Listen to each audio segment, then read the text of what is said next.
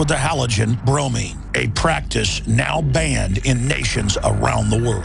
Guess what else is in the halogen family? Fluoride. Ladies and gentlemen, Alex Jones here. In 1924, the federal government did the right thing and encouraged salt producers to add iodine. It's the good halogen on the periodic table, and the results are on record. Reports documented a 15-point IQ increase in areas that had previously been deficient in iodine. Bottom line, iodine is important. Unbound, clean, in a glycerin base. Nascent iodine was the answer for myself and my family. You will find Survival Shield Nascent Iodine exclusively at InfoWarsLife.com. InfoWars Life Survival Shield Nascent Iodine isn't just for emergencies. I take it every day. That's InfoWarsLife.com or call toll-free 888-253-3139. Introducing Pro One. All of your filtration in one system, portable, on the go. No more do you have 2 or 3 filters to just reduce sodium fluoride. You have a system that cuts out the sodium fluoride and up to 95% of hydrofluorosilicic acid. Advanced manufacturing technology combines silver-impregnated white ceramic with new Aquamedics advanced media for removal of fluoride and other heavy metals, all in one filter element. It is the only one that does it, and out of the gate, we have it discounted at 10% off with promo code WATER. This is the only system that in one unit helps reduce or remove pesticides, herbicides, chloramines, ammonia, and chlorine, hydrofluorosilicic acid, the most common form of fluoride not covered by other fluoride filter brands, and sodium hexafluorosilicate. Get your Pro Pure with the new Pro One filters today at InfoWarsStore.com or by calling 888-253-3139. Alex Jones here with a message to fellow freedom lovers. The prognosis for the entire planetary economic system runs from bad to worse. The globalist model is to shut down societies and starve patriots out until they acquiesce to the global takeover. That's why we've assembled the most vital and important preparedness items at InfoWarsShop.com. These are items that I did research on, that I personally use. We've got the Life Straw, so you can turn fetid water into safe water anywhere you go. The K-Tor hand crank generator to charge up key equipment during power outages or out in the field. Strategic Relocation, 3rd edition by Joel Skousen. When Disaster Strikes by Matthew Stein. ThyroSafe, used by Homeland Security to protect yourself during any radiological event. Hand crank shortwave AM/FM radios. Everything that we've researched and found to be the best is available at InfoWarsShop.com, and your purchase makes our InfoWar possible. We're getting prepared. Are you? InfoWarsShop.com.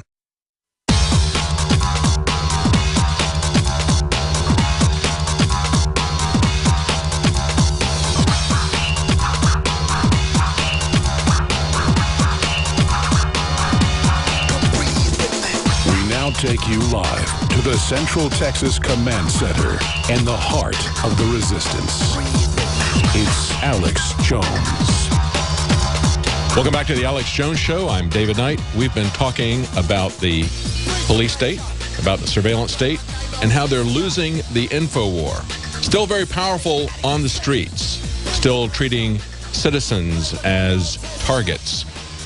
But how do we roll this back? Well, I think the key thing is that people need to understand on a broader basis what's really at stake here. People in Albuquerque understand because it has gotten to such a bad degree there. Will people in other areas of the country understand what the federal government is doing as it pushes the militarization of the police, as it wants to use the military as police?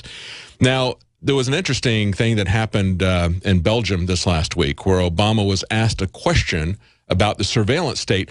But before we go to that clip, I want you to hear that clip. We've seen Mike Rogers, the cheerleader for the police state, as head of the House Intelligence Committee. We've seen him say that he's no longer going to run for office. He's going to step down and go into talk radio.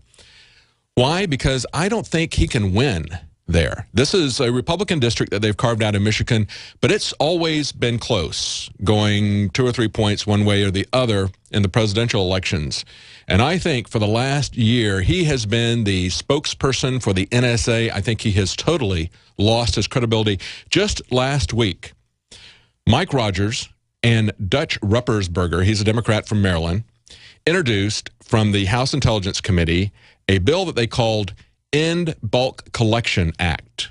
End the Bulk Collection Act. Well, as we always see from these congressional bills, it does exactly the opposite thing.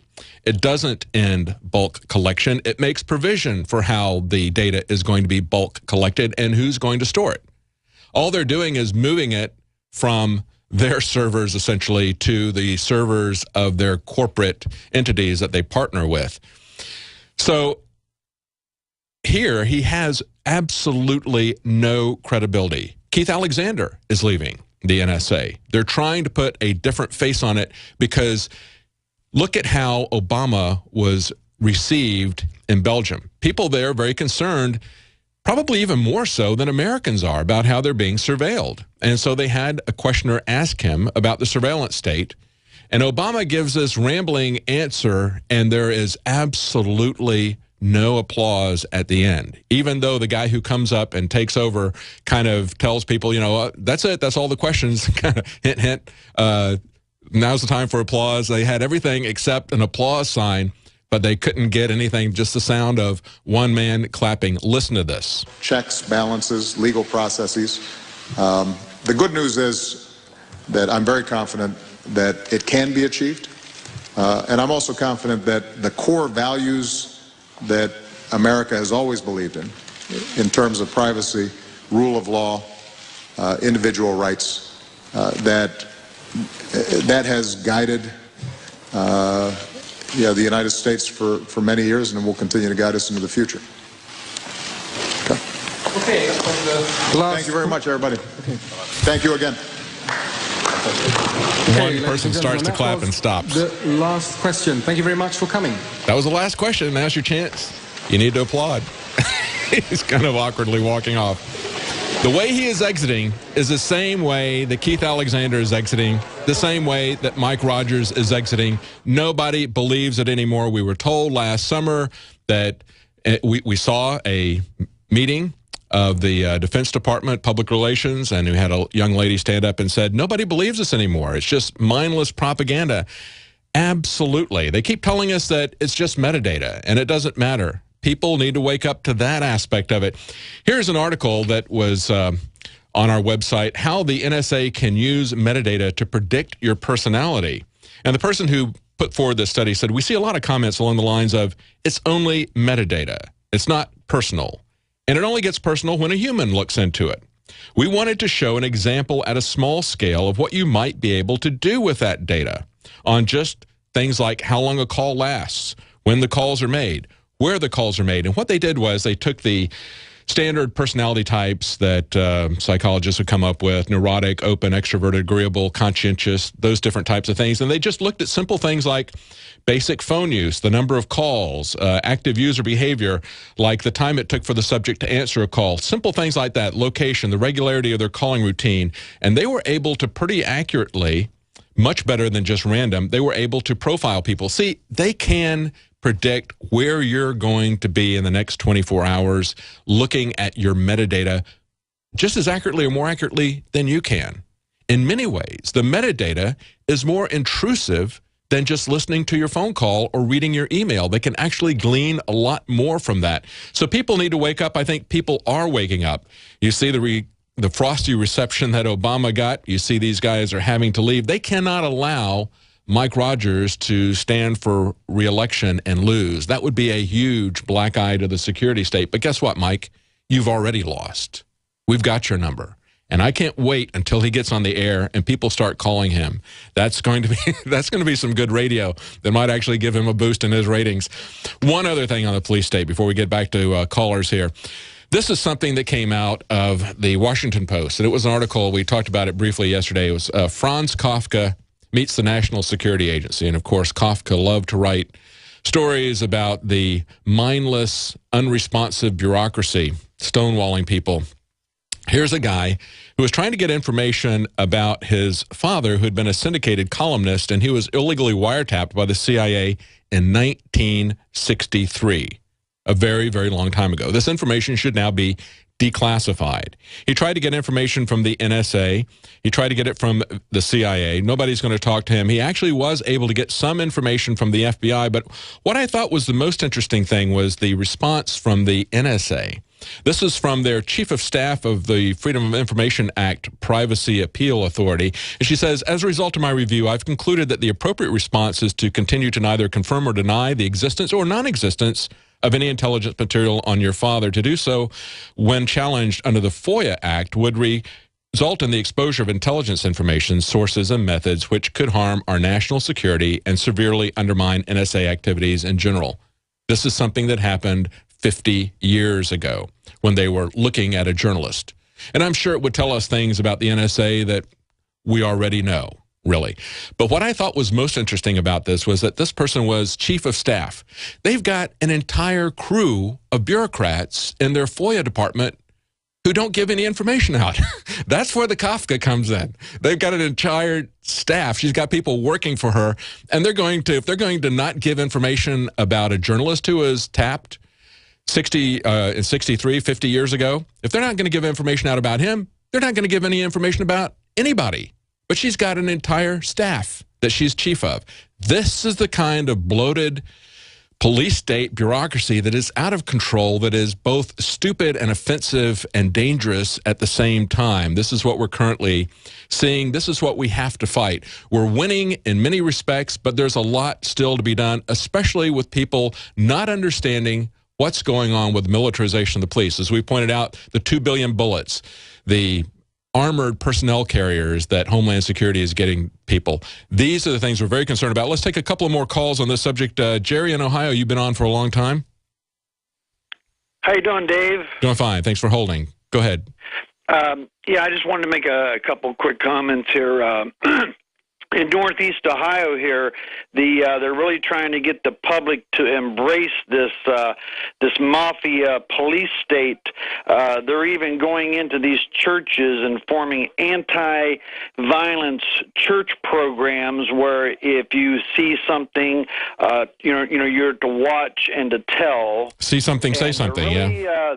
They're really boosting that to get everybody to spy on everybody up here.